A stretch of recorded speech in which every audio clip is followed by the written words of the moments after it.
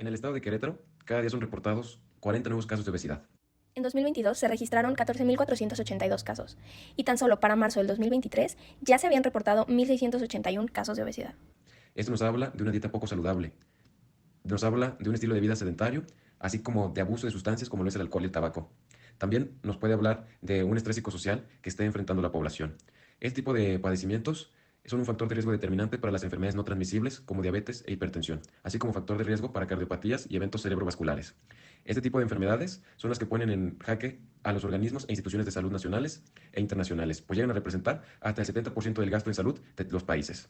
Es muy preocupante y es necesario la prevención y promoción de la salud para contrarrestar la obesidad, sobrepeso y la malnutrición en el estado de Querétaro, así como en todo el país. Nuestro país se ubica en primer lugar a nivel mundial en obesidad infantil y el segundo lugar en adultos, superado solamente por Estados Unidos.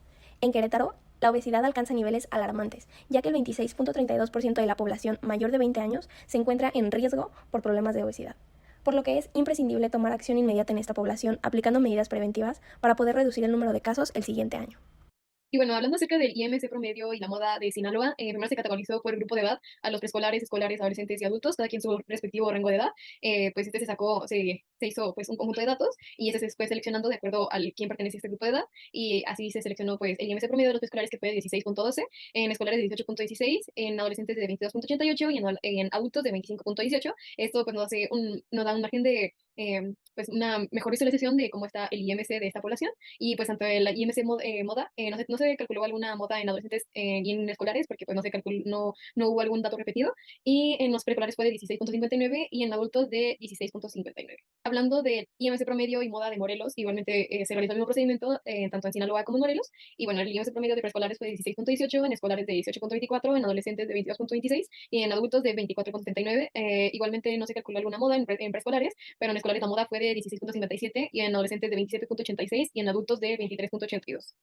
Y finalmente, hablando del estado de Querétaro, que fue el último que se nos asignó como equipo, se realizó el mismo procedimiento, se calculó un rango de edad y esto se fue agrupando en grupo de edad para preescolares, adolescentes, escolares y adultos. El IMC promedio de preescolares fue de 16.17, el cual no se calculó alguna moda. En escolares de 17.76, que no hubo una moda del IMC. En adolescentes el IMC promedio fue de 22.97 y la moda fue de 26.42. Y en adultos no se calculó una moda, pero el IMC promedio fue de 27.94. Para facilitar la obtención de información acerca de nuestra base de datos, realizamos diversas tablas de distribución de frecuencias. Esto lo decimos con base a la edad, con base a la medición de cintura, pero la variable que consideramos más importante para presentar, que se relaciona más con nuestra situación problema, fue la variable de IMC.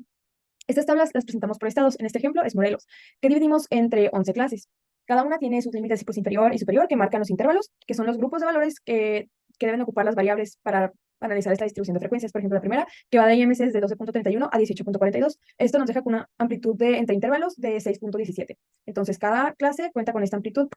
Y luego nos presentan la frecuencia absoluta, que son el número de veces que se repite un número en el conjunto de datos. Entonces, por ejemplo, hay 110 hombres que presentan valores de IMC entre estos dos valores y 93 mujeres, con un total de 203 valores por esta clase, por esta primera clase.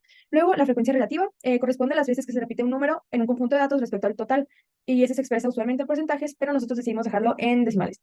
Por ejemplo, aquí en los hombres sería nomás multiplicarlo por 100, que sería 11.76%, 11.76% de hombres y 9.9% de mujeres, con un total de 21.71%. Aquí es donde podemos empezar a analizar la distribución. Como podemos ver que las clases de 8, 9 y 10 no cuentan con ningún valor, pero estas se muestran más condensadas en los valores en las clases de 1 a la 5, con un mayor total en la clase 3, con 293 datos. Para el último estado de Sinaloa, podemos ver que dividimos entre 9 clases con una amplitud de intervalos de 6.08. Como podemos tomar de ejemplo, la primera clase que va de IMCs de 9.88 a IMCs de 15.96.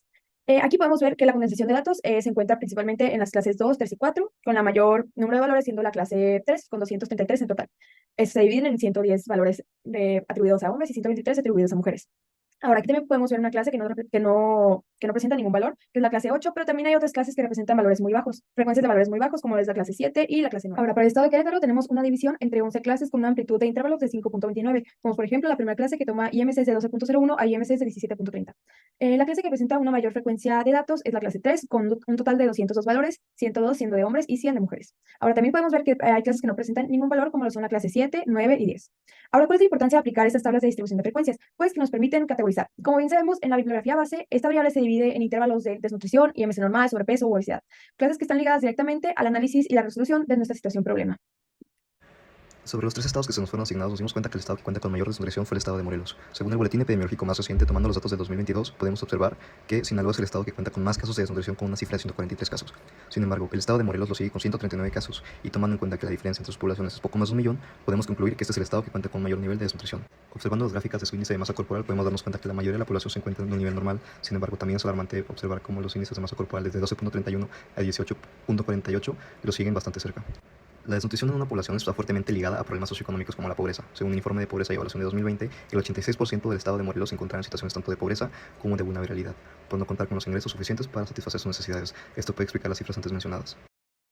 Asimismo, sobre los tres estados que se nos fueron asignados, nos dimos cuenta que el estado que cuenta con mayor desnutrición fue el estado de Sinaloa. Tomando en cuenta de la misma manera el boletín epidemiológico más reciente, tomando los datos del 2022, podemos observar que Sinaloa es el estado que cuenta con más casos de obesidad, con una cifra de 1.403 casos. De la misma manera podemos observar que la mayoría de su población se encuentra en un IMC de normopeso. Sin embargo, también podemos notar que es alarmante la cantidad de personas que se pueden encontrar en cifras de IMC desde 28.13% hasta 34.21%. La obesidad es un problema complejo, con múltiples factores interconectados. La cultura alimentaria en Sinaloa puede incluir platos altos en calorías y grasas. Esto, combinado con la tradición de celebraciones y festivales que a menudo involucran comida abundante, puede contribuir al problema, aunado que en algunas áreas de Sinaloa puede ser muy difícil acceder a alimentos frescos y saludables, especialmente para las personas que cuentan con bajos recursos. Esto puede llevar asimismo a una mayor dependencia de alimentos procesados y de comida rápida, que suelen ser menos saludables.